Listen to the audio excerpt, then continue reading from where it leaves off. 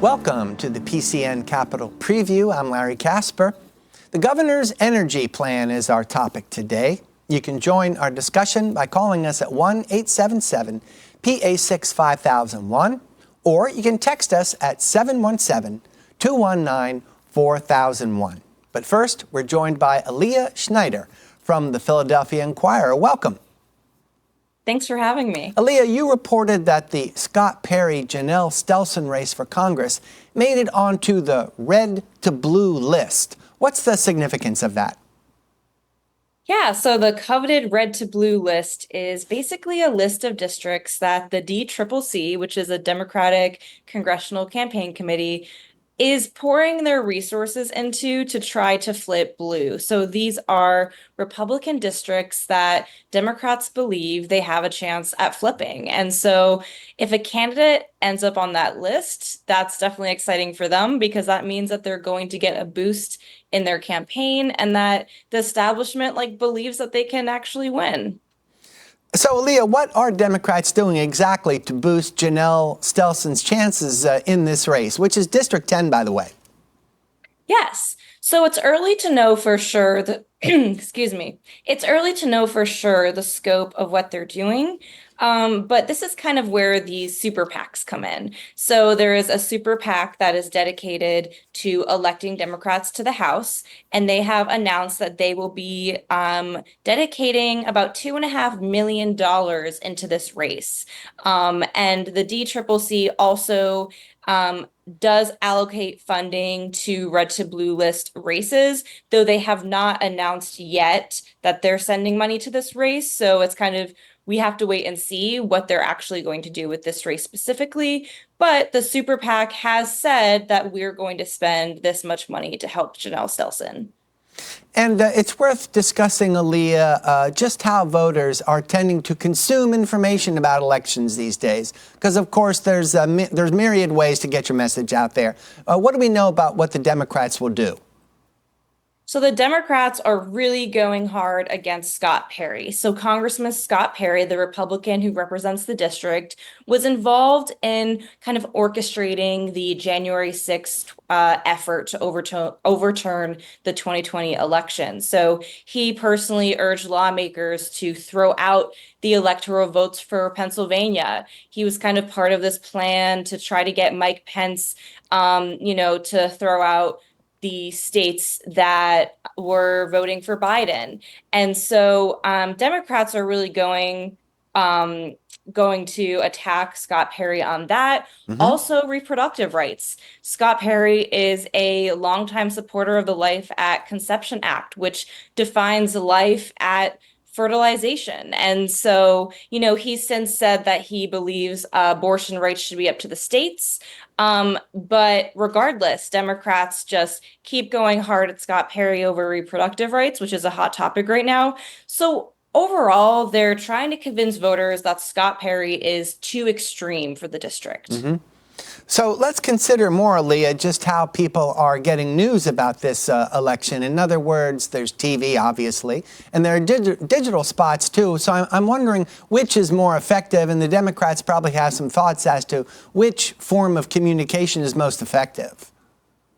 That's an interesting question. I think that's something that it's a bit too early to say. Mm-hmm. I am interested to see where they kind of go hard at when it comes to TV or digital, but I would guess that both are on the table. So let's try to learn a lesson from the history there in District 10, Aliya. Which major party had the edge in that district during the or rather, who won that district in 2020? That might give us some indication as to what will happen in District 10 this year. Yes, so the district preferred Donald Trump in 2020. However, even though this district has a majority Republican electorate, they have shown a willingness to split from their party and split from the ticket before. For example, they voted in favor of Governor Josh Shapiro, a Democrat, and he was up against the kind of more far-right opponent. And so I think Janelle Stelson and Democrats are trying to kind of compare this race to that one and saying, Scott Perry's also too far right. And, kind of try to use the strategy that Josh Shapiro used of kind of appealing as a more center-left Democrat. Now, as you pointed out, Aliya, Scott Perry is the incumbent in this race. So let's consider the challenger here, Janelle Stelson. For our viewers who don't know much about her, what's being reported? What kind of background does she have? Yeah, so Janelle Stelson is actually a longtime local broadcast journalist in the area. So a lot of people know her face just by seeing her on TV or seeing her reporting in the area. She's also a former Republican, and during the very crowded Democratic primary, other Democrats were criticizing her for that, but that could actually help her in the general election because this district is a little more conservative and tends to vote Republican because she was just recently a Republican herself. Last question, Aliya. Let's consider who has the edge in this race right at this moment. A snapshot in time, as they say. Well, Scott Perry has the edge, but polls are showing that Janelle Stelson is close behind him, and Democrats see that as very optimistic. However, Republicans seem to be thinking right now that Scott Perry is safe. All right. Thank you, Aliya Schneider from the Philadelphia Inquirer. Thank you. More PCN Capitol Preview after a short break. Welcome back. Our guests are Representative Joshua Kail, chair of the House Republican Policy Committee, and Representative Greg Vitali, chair of the House Environmental Resources and Energy Committee. Representative Vitali, we'll start with you. Where does Pennsylvania need to place emphasis on energy policy? Well, Pennsylvania is an enormous producer of energy. It has a history, rich in coal, in oil, and now natural gas. And all these fossil fuels produce greenhouse gas. Climate change is the most serious long-term threat to the planet. And that's why Pennsylvania has a special responsibility. I mean, we really have to shift from fossil fuels to renewables, and we need to maintain nuclear, so that's what we as a state need to do, and that's I can talk about the governor's energy policy if you'd like, and he has introduced or drafted, his team have drafted two different bills. One is the so-called presser bill, which basically is a reformulation of the Regional Greenhouse Gas Initiative bill. That sounds like PACER, Representative, P-A-C-E-R. You said presser. And there is another thing called press. I don't want to confuse our viewers out of the game. I'm sorry. So PACER is the governor's version of Reggie. And which is the plan that is tied up in courts that addresses power plants paying for their greenhouse gas emissions. Right. It establishes a cap and trade program for power plants, for gas-fired power plants, coal power plants, and so forth. And over time, shrinks that cap. It sets an overall emissions level, and then over time, maybe 3% over a year, over a 10-year period, to reduce that, and sells credits. The greenhouse gas polluters have to pay a credit for this emission, and then these credits are traded on the open market. So there's sort of a buying and selling, and yes, so that's how the cap and trade program works. Now the monies for these power plants have to pay for their climate warming emissions, is what it amounts to. Yeah, it's a fee for carbon pollution, and then the monies for these caps, the monies that are collected are used theoretically for climate-reducing projects. Representative Kail, let's get to you on this subject of PACER. Again, the governor's version of this Reggie plan that's already tied up in court that has to do with greenhouse gas emissions. Yeah, thank you for having me here, first off. I appreciate the opportunity to discuss. I think I'd like to take a step back first before I dive into that and just In Harrisburg, we need to come to the collective conclusion that the world is a better place with Pennsylvania energy. With our own energy, when we use our own energy, it's better for our workers out in the fields, obviously. It's better for our consumers because the prices are lower. But it's also better for our national security and the security of our allies around the globe. And it's also better for our environment because we have the cleanest, most affordable energy in the world coming out of the ground right here in Pennsylvania. Mm-hmm.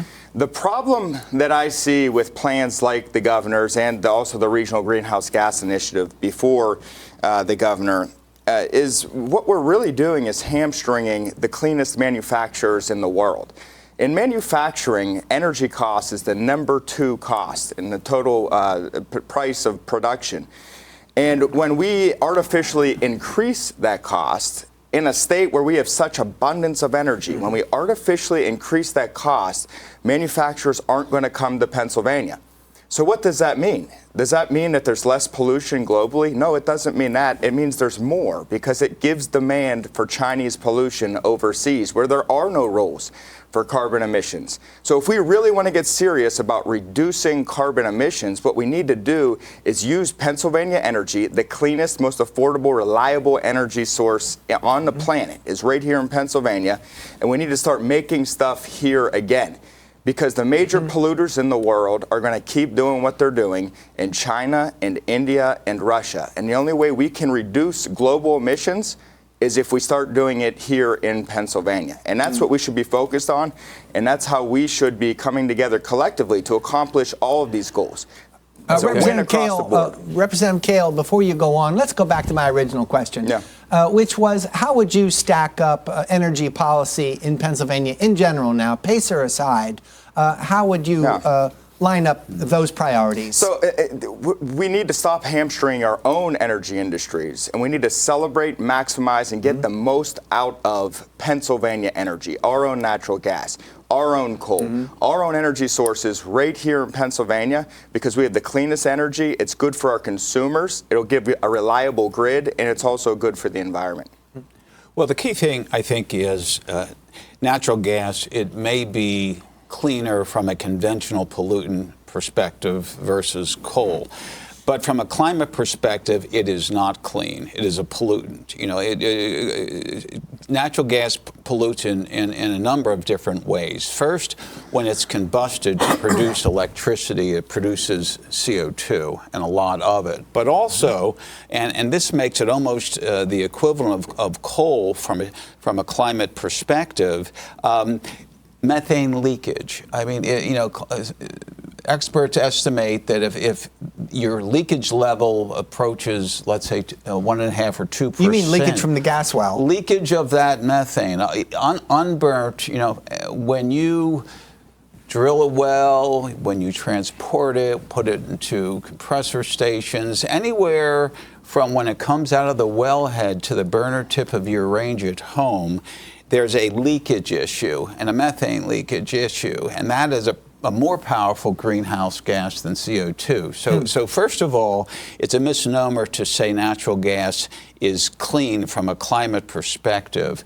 But I think that the better approach is we as a state, we as a country. I mean, you talk about China, but we need to be a leader on this issue. We just can't say, well, China's not doing it, so we can't do it, and that means we all fail. And that means you get these catastrophic consequences. We just went through this tremendous heat wave where there was just global deaths, but you have wildfires, you have floods, you have superstorms. I mean, that is the untold cost of climate change. So we need to be a leader in technologies that move us away from fossil fuels and to non-greenhouse gas. Representative Kail, you're shaking your head. What's wrong? Because it's a global market. It's ignorant to say that we can do this and it's not going to have an impact somewhere else. When we hamstring our own manufacturers, we are going to buy more goods from polluters. So in effect, we are driving up demand with the policies that are coming from the left. We're driving up demand for more pollution. It's remarkable because the idea is to reduce pollution, but overall what it does is actually increase pollution because we're increasing demand for Chinese goods. If we do it here in Pennsylvania, we can reduce pollution while at the same time create more goods for Pennsylvanians from Pennsylvanians. It's a win-win across the board. It's a lose-lose across the board with green policies. The only people that win are the big energy, the green energy industrial complex that makes its stuff in China, and then we have to buy it from there, and we're cutting out our own jobs in Pennsylvania at the same time. No, but we produce a significant portion of the world's greenhouse gases. Pennsylvania does up to 1%. So we have to. I mean, by reducing Pennsylvania's greenhouse gases, you're helping reduce global greenhouse gases. But you're also, developing, you're incentivizing leadership in renewable energy technologies, wind, solar, hydro, making them more cost competitive. Nuclear, small nuclear, advanced nuclear. I mean, we need to be a leader in these because we're all doomed. I mean,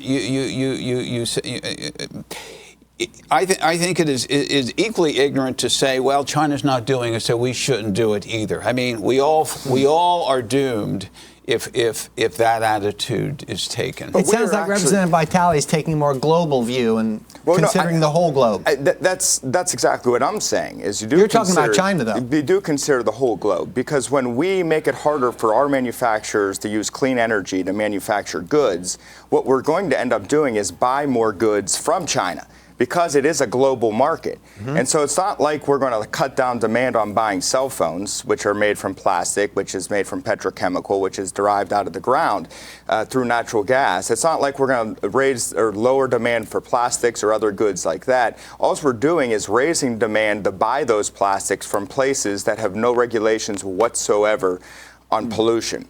And so if we really want to reduce, and Pennsylvania has led on this, and this is a story that we should be telling people across the world. We have led on this. Over the course of the last 20 years, Pennsylvania has increased its output of electrical generation while at the same time decreased its carbon emissions. No other state can say that. Other states have decreased their carbon emissions, but they're also buying Pennsylvania energy. They're also decreasing how much electric they are producing. The world's going to need electricity. It's going to need reliable electricity. Pennsylvania has the answers right here. We don't need to go to China to find answers for that.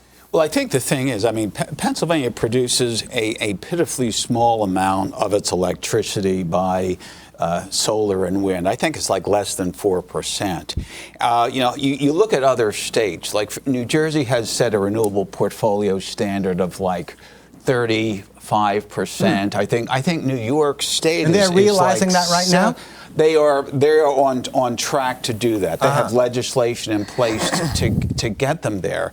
Pennsylvania, compared to these other states, is just not doing its job. I mean, if other states can do this, we should be able to do it too. And Pennsylvania manufacturers, they need electricity, but that's not to say that electricity can't come from solar, can come from wind, can come from hydro. And these, as we incentivize them, as we utilize them in a larger scale, become increasingly more affordable. We're not hindering Pennsylvania manufacturers. We're really causing them to innovate when we set standards and require them to when we require electric distribution companies like PECO or other energy distribution companies to use more electric. We're incentivizing efficiency. We're incentivizing innovation. Pennsylvania should be a leader because there's a lot of jobs in renewable energy and advancing technologies,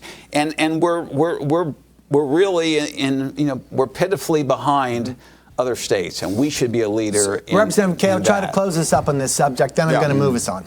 Yeah, so I don't think we should be a leader on renewable energy. We should be a leader on affordable energy. That it's going to lower the cost for our consumers, because renewable energy is not It's not affordable, and it's also not reliable energy. And our manufacturers, our consumers need both of those. And Pennsylvania's energy is the cleanest, most affordable energy on the planet. We can have it all with Pennsylvania energy, and that's the policies that we should be pushing in Harrisburg. And being affordable, of course, is important to our viewers, so I would like to explore that some more. And I understand the governor has a proposal that he says would lower utility bills, and if we don't have our viewers' attention yet, we might have it now. Right. So the presser bill, I mean the cap and trade program, which is essentially That's PACER, P-A-C-E-R. Pacer. And the other thing is press, which we're going to get into in a minute. Sorry, I can't help it with these acronyms, folks. Yeah, I get confused myself. But press is about alternative energy sources. Press. Yeah. So Pacer. So the Pacer is the alternative to Reggie, and I will say, right. And I will say at the outset. That's probably dead on arrival at the Senate. Let's just be honest. The Senate's not going to approve that program. The better approach with regard to this is to, once the PA Supreme Court finds that Reggie is legal, that it is not a tax, he should move forward with that. Because, I mean, there's just some political realities in Harrisburg. You're not getting a Republican Is there Senate any idea, though, it. Representative, when this could happen? And perhaps that's why he came up with his own alternative plan that only involves Pennsylvania as opposed to a whole bunch of states. Yeah, it's a very slow process. I think they just announced briefing schedules for the oral arguments. So it's a surprisingly slow process. It's pitifully slow. It's a complicated frankly. litigation, and there's a lot of litigants and a lot of different pieces. I was just looking at the docket transcripts yesterday. There's just a lot of pieces, a lot of people involved. So it's a slow process. Well, let's get back to this effort to lower utility bills. Like I said, that'll get the attention of our viewers, so certainly. just to finish that point, yes. In the governor's PACER bill, yes. 70% of the proceeds of these auctions, selling the fees for the carbon pollution by 70% of the governor's plan goes to rate reduction.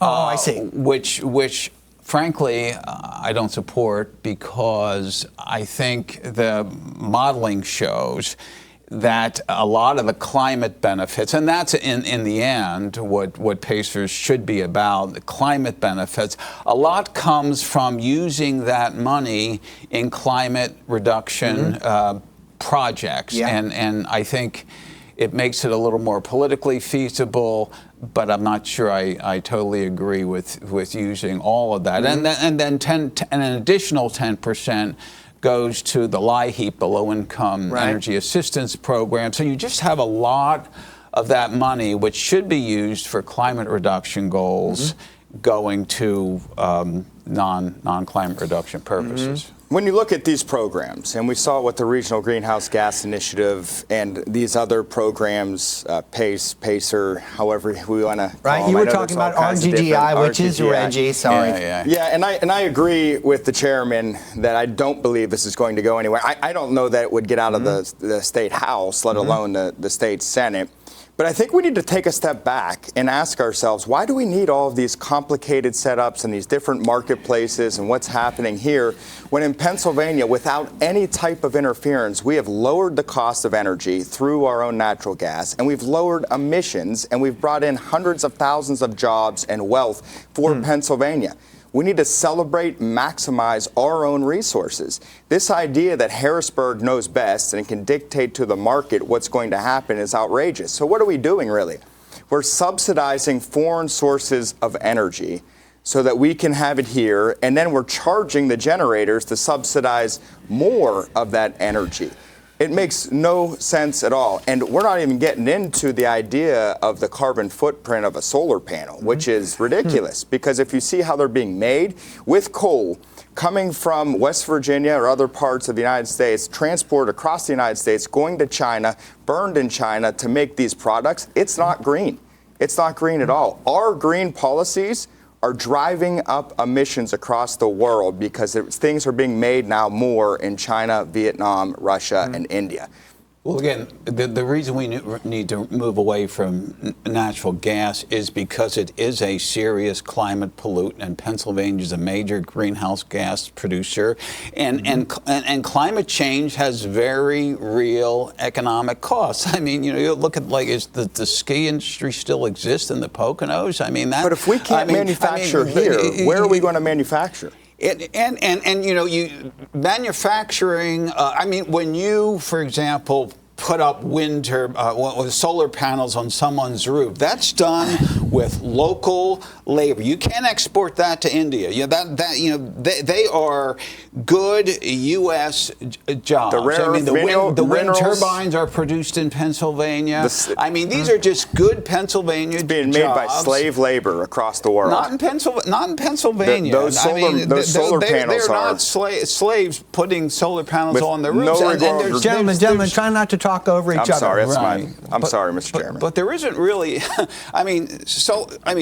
If you want to talk about pollution, you talk about the abandonment of wells, the continuing abandonment of conventional wells, of the natural gas industry, and the way we are not bonding them. They are just have created this very polluting, dangerous legacy. That is the problem, not solar panels.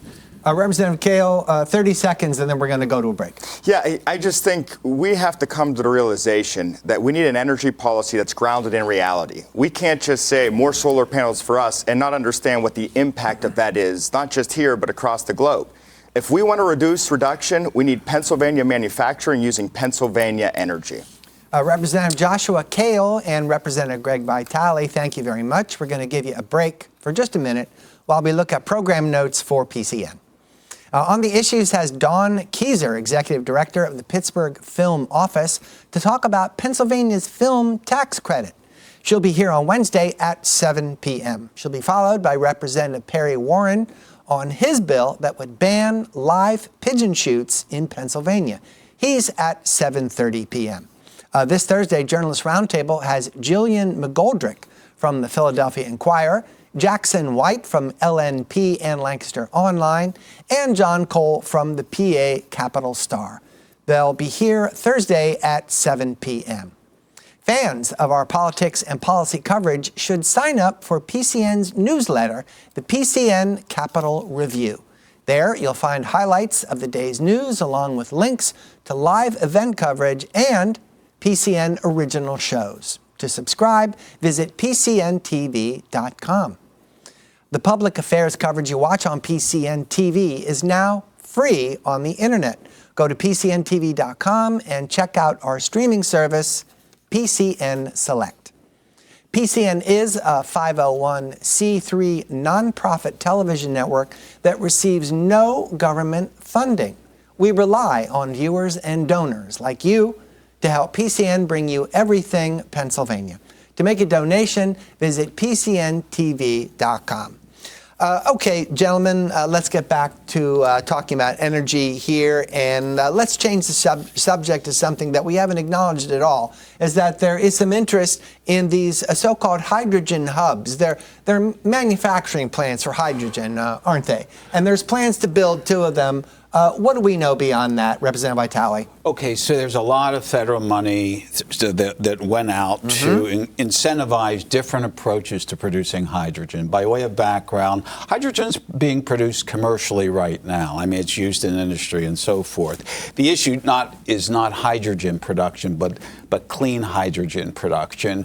And the Biden administration wanted to be, and the reason hydrogen is important is the general approach in dealing with climate change is to electrify things as much as you can. Electrify cars, electrify home heating, and then produce that electricity with non-CO2 sources. So that's the general thing, but there are some things you just can't electrify. For example, air flights. You just can't put batteries in planes big enough, or steel making or cement making. So experts understand that hydrogen, used correctly, plays a key role, a key tool in climate change reduction. Now, Pennsylvania is... If you make it in a clean manner, so it's possible to not make it in a clean manner. I mean, if you do... Now, for example, the Pennsylvania has two applications. There's two groupings of states.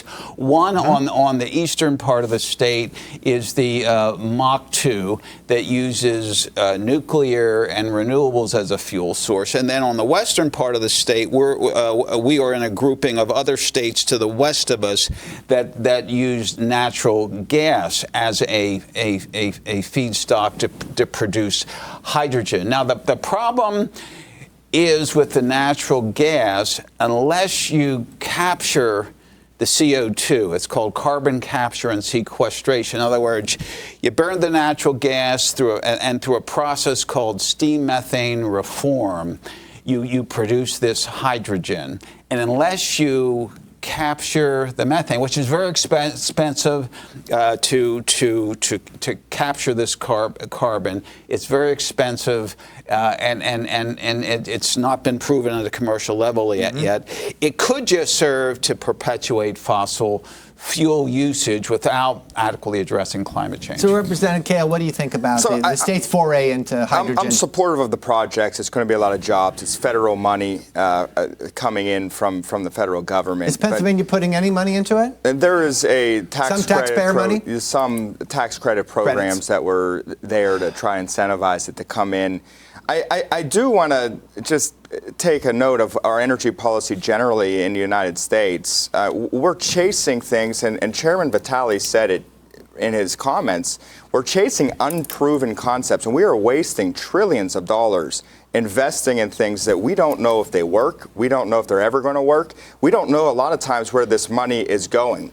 Over the course of the last 20 years, the world has invested $9 trillion in renewable energy. $9 trillion. A lot of it taxpayer dollars. Production in energy has gone from 3 to 4% of renewable. 3 to 4%. And last year, in 2023, the world burned more coal than any other year in world history. So carbon emissions have gone up, and there's been no real substantial increase in production. There is no transition coming.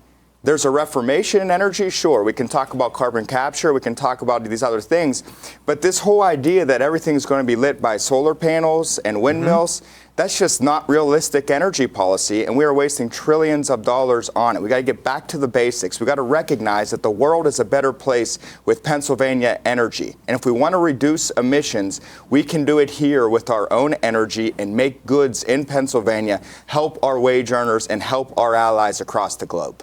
I would agree with everything Josh says, but for the fact that climate change exists and it's a serious long-term threat to this planet. Josh, I know you have a number of children. You know, think about their future. Think about the type of world we're going to have as scientists describe this if we don't address these problems. What we're seeing today, it's upon us already. It's just going to get worse. Go ahead, Representative Kail. I don't deny, I'm not saying here denying that the problem is there. What I am saying is your solutions don't work. What I'm saying is that this idea that we're going to transition the renewable energy is just driving up carbon emissions across the globe because it's hamstringing our ability to make goods in Pennsylvania with clean energy that we have here. I'm not claiming that we shouldn't be concerned about it. I'm saying we are, but every left policy that comes out, these green energy policies that we see, all they do is hamstring our ability to make goods in America, and it drives demand for Chinese pollution. So we are actually helping more pollution come because of the policies that we are here, and we cloak ourselves in green righteousness and say, pat ourselves in the back and say we're doing a good job. Meanwhile, all of this stuff is being burned up overseas, and emissions are going through the roof. Gentlemen, let's get back to the subject of hydrogen plants. I'm especially interested in that because are they going to become a reality whether you approve of them or not? What's the latest? Well, it's a long-term process. Because it'll take years to get these plants built up, won't it? And also to develop the technology. We toured a electrolysis plant in Delaware a while back. They are just not ready for commercial scale operations. There is a long process. That's one of the proposed sites? Because I understand one's in the east and the other one's in the west. It's part of the Mach 2. Hydrogen hubs are really just sort of groupings of different components of it. The makers of hydrogen, the users of hydrogen, other different component parts. So you have, the Mach 2 is numerous facilities scattered about the Delaware Valley and beyond. But you're right, it is years away. Some of the technology has not been established. But I think the key thing to note about hydrogen hubs, I mean, let's remember their purpose. I mean, it's dealing with climate change. I mean, job creation's a happy sort of side benefit, but the whole point, I mean, of all this federal money for hydrogen hubs is a tool to combat climate change, which is and there has to be a market for hydrogen too. There does. And I would also note, as an aside, it's really one hydrogen hub in Pennsylvania. The other one is mainly in West Virginia, and a little bit of it comes into parts of Pennsylvania, but it's predominantly a West Virginia hydrogen hub. The governor has been out there saying he has two, but it's not really true. Let's get back to natural gas. And Representative Kail, I know you're especially interested because there have been hearings on the subject of liquefied natural gas. Now, probably hasn't occurred to some of our viewers that it can take liquid form. Why bother taking the gas and turning it into a liquid anyway? Well, if you turn into a liquid, you can transport it around the globe. And right now, and you could see how much of an impact we could have. If we are going to extract more natural gas out of the ground in Pennsylvania, that is going to bring more jobs to Pennsylvanians, thousands of more jobs to Pennsylvanians. It's also going to lower the cost of our energy here in Pennsylvania because we have an abundant source of affordable energy right here. Less transportation costs, goes right to our power plants, lower electricity costs. But on top of that, it could also help with our national security. Because we will become more energy independent and we don't have to be dependent on other sources of energy. And this matters. Not only can we be energy independent, but with the amount of natural gas we have for the next 100 years at least, just with the gas out of Pennsylvania, we could be energy dominant. And what I mean by energy dominant is we could actually be supplying this LNG, liquefied natural gas, to our allies around the world. The Germans would love to be buying Pennsylvania natural gas. Now, I understand, according to one of your press releases, there is what you consider an arbitrary pause on exporting liquefied gas. So who's doing this and what's happening? The Biden administration, we were looking to build a LNG facility because these facilities are massive facilities that you got to send the gas to, then transport it around the world. But let's take a step back and understand. Has it been stopped or slowed down? It has been stopped. They've stopped the process. So there are consequences for Pennsylvania, right? There's serious consequences. But not just Pennsylvania. There's consequences for Germany. And you know who else there's consequences for is Russia. Because Russia sells they're exporting its gas. Liquefied? Yes, they're selling liquefied natural gas to a large portion of Europe when it could be us. They can turn the lights off in Europe because Europe's energy policy has been so bad. They tried the renewables. It didn't work. So they can still do it, but the United States can't now? The United States has the latest policy. That's right. Well, I will say a couple things. First of all,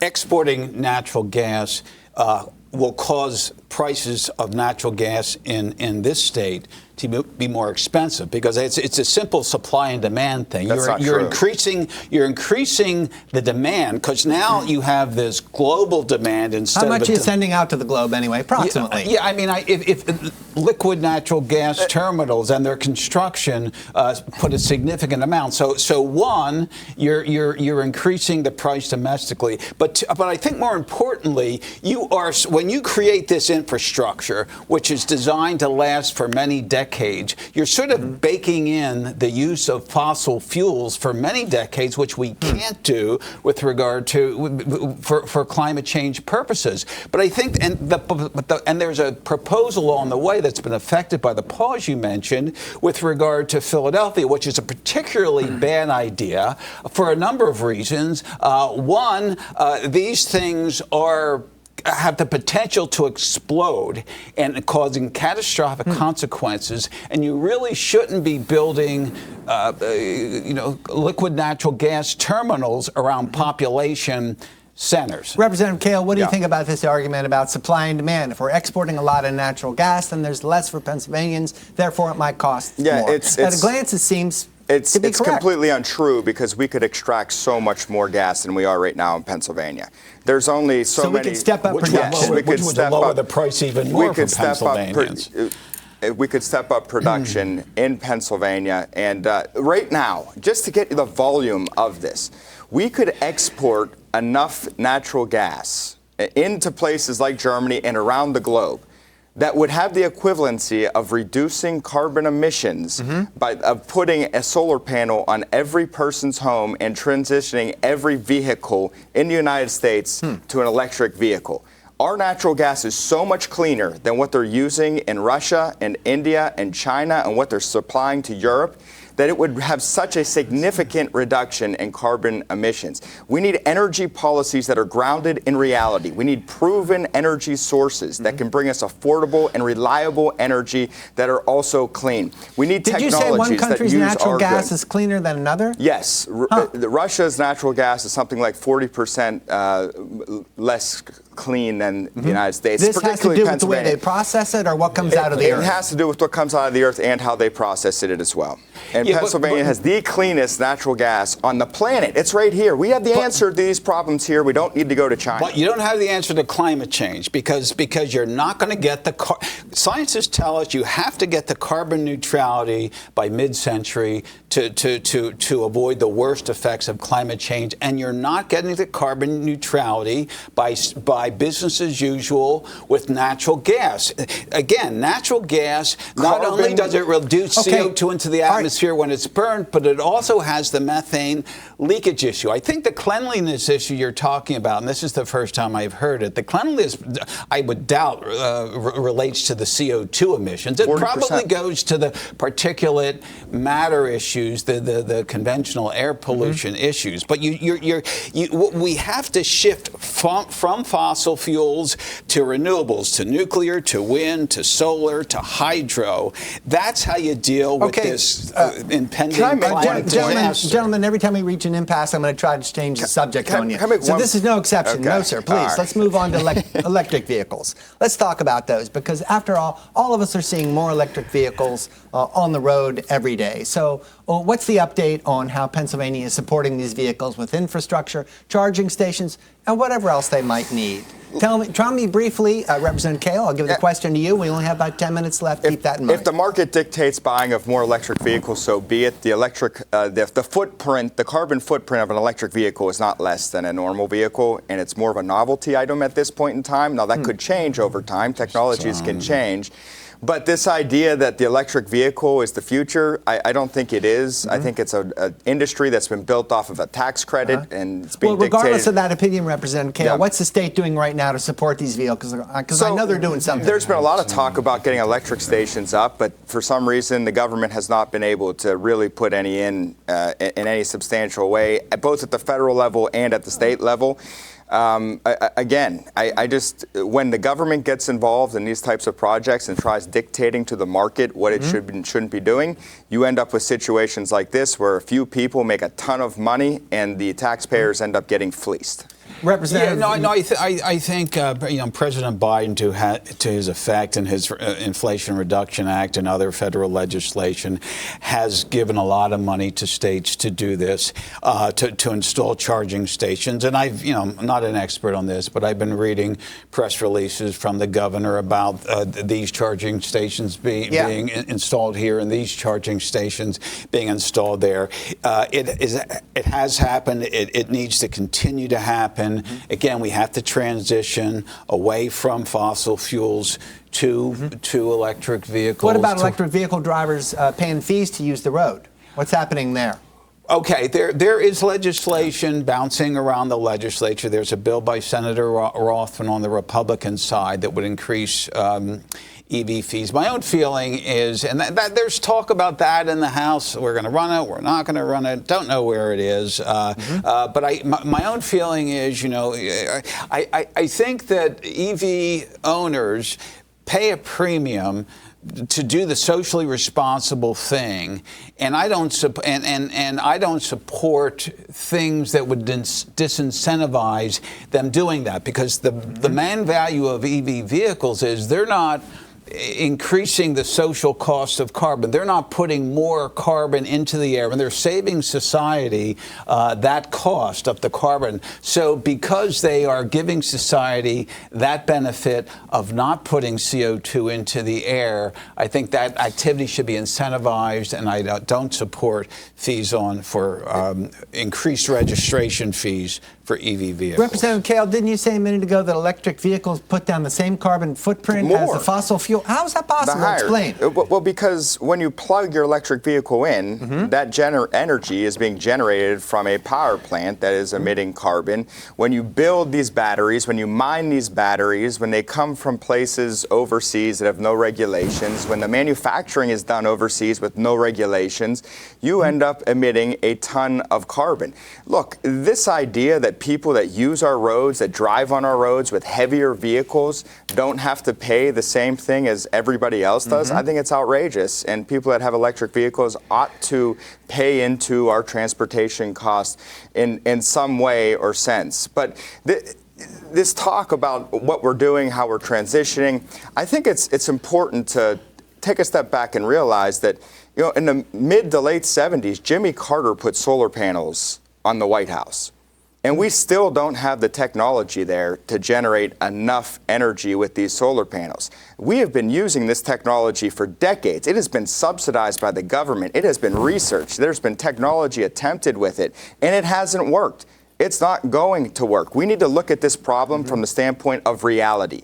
And we need to look at it and say, how can we reduce our emissions with energy sources that actually work? Pennsylvania has the answers. There's other technologies out there like carbon capture that we can talk about that we should use, but we need to be doing things in Pennsylvania, reduce our emissions, bring jobs here, and create an affordable environment for our constituents. Well, that's all possible. Well, it is true. I mean, currently, the electricity produced does have CO2 consequences, but not only do you have to switch to EV vehicles, you also have to continue to decarbonize the electricity power sector. They have to be done in tandem. And if we do that, we will be having blackouts like we're going to have in the next couple of years because of the left's energy policies. That's and just not true. Yes, it is true. We had PJM is saying it's true. No, they were at my hearing yesterday. They can Stephen Bennett from PJM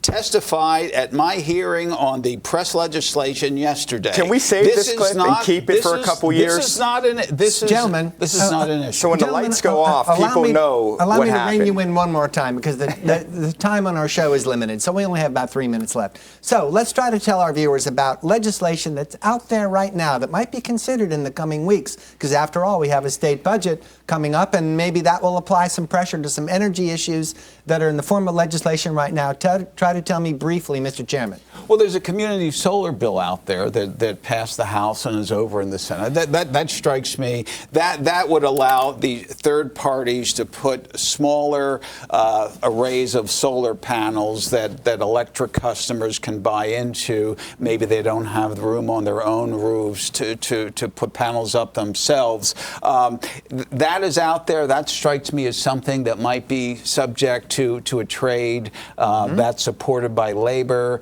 It's supported by environmental groups. That's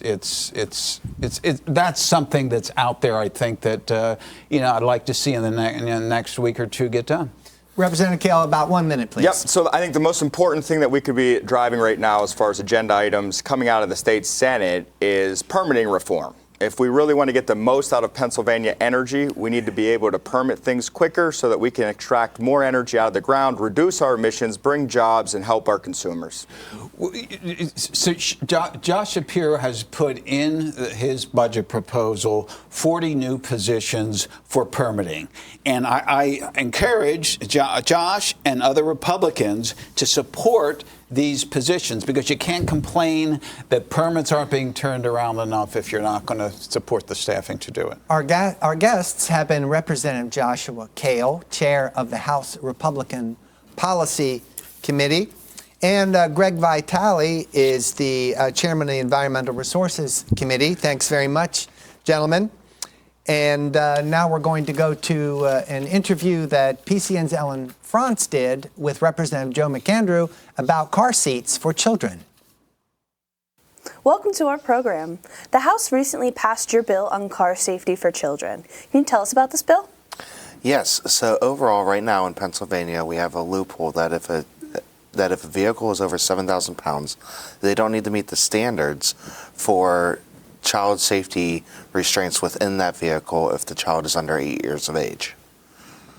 And so what this bill would specifically do is it would close that loophole and require that specifically kids under the age of 8 would have to have child safety restraints in the vehicles that are over 7,000 pounds. So what is the current law involving child car seats that is apparently not included with these specifically sized vehicles? Yes, so the current law states that it precludes these vehicles that are over 7,000 pounds. And it mainly did so because at one time these vehicles were very work-oriented vehicles. They were, large vehicles that were used mainly for different construction or farming or different industries. What we've really seen, though, is that, with the invention of electric vehicles, and those batteries are heavy, and so there are vehicles now, the standard Chevy Silverado, which is an everyday truck for most people, whenever in the EV version, it is over 7,000 pounds. And so particularly with the electric vehicles and with what we've seen in some communities is that larger trucks can be kind of a status symbol for some people. And so they've started to become more recreational and not in that workspace anymore. And so catching up to this law for heavy electric vehicles, but also, just recreational vehicles in general is very important. How did this come to your attention? Yes, so overall, I was approached by an actual police officer and then other members in the House because there was a previous version of this created in other sessions. And overall, so I have young children, and with having young children, I see what we have in these vehicles now, all the different belts and buckles and connections and tie downs and whatnot to make sure that these kids are safe. I mean, I've recently just bought a new minivan, my first minivan, oh my Lord. And you just got to make sure that these kids are safe in there.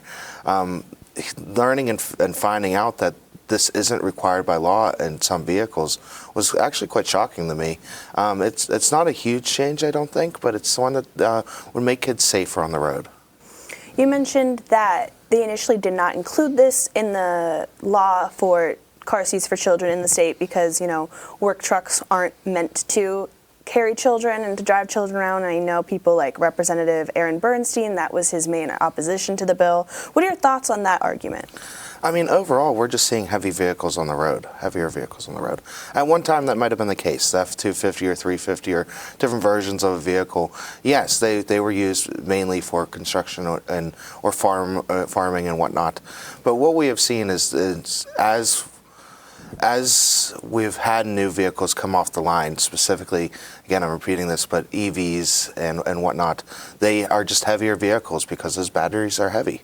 And, to catch up to standards for EVs, but also for, in different communities, it's become more of a status symbol to drive a bigger truck around.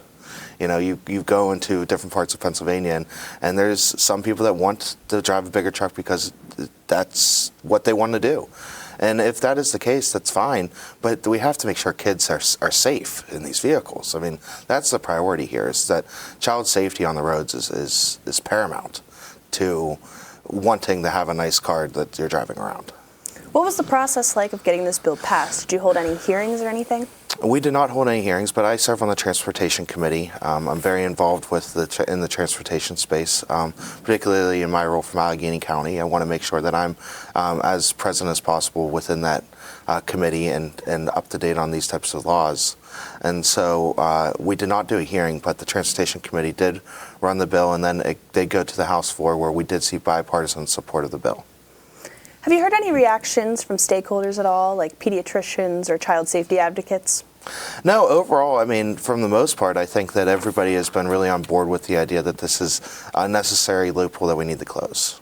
Representative Joe McAndrew, thank you for your time. Thank you.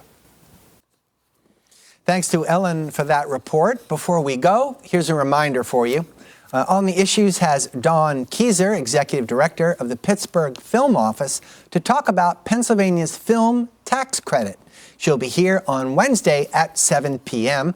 She'll be followed by Representative Perry Warren on his bill that would ban live pigeon shoots in Pennsylvania. He's at 7:30 p.m. That's it for the PCN Capitol Preview. I'm Larry Kasper. Thanks for watching.